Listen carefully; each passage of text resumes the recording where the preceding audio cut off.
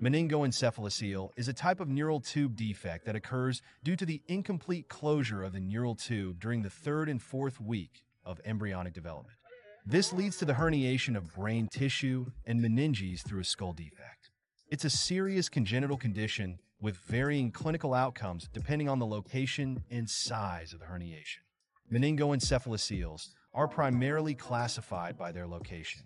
The most common type is the occipital encephalocele, where herniation occurs at the back of the skull, accounting for 75 to 80% of cases.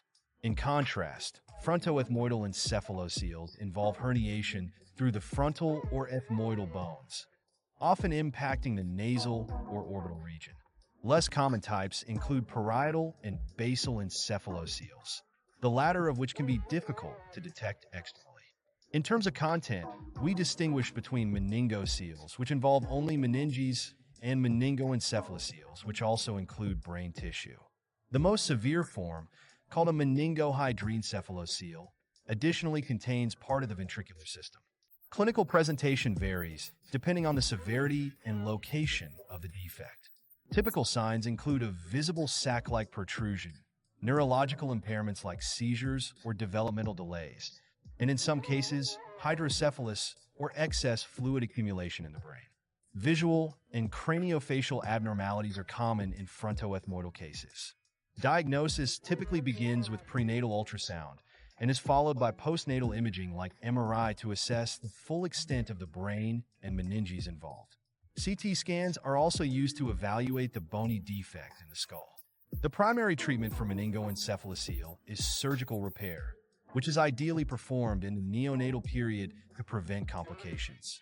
The surgery involves reducing the herniated brain tissue, closing the skull defect, and managing any associated hydrocephalus with a ventriculoperitoneal shunt.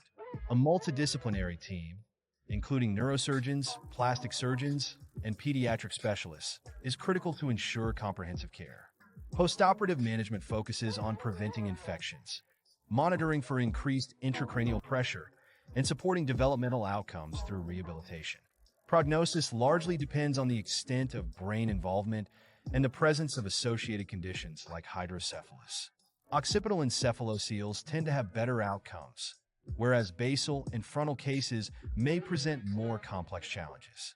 Preventive measures include folic acid supplementation during pregnancy, which significantly reduces the risk of neural tube defects.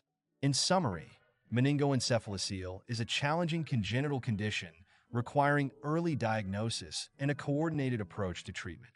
With timely intervention and appropriate care, outcomes can improve, although long-term complications such as seizures or developmental delays remain a concern in many cases.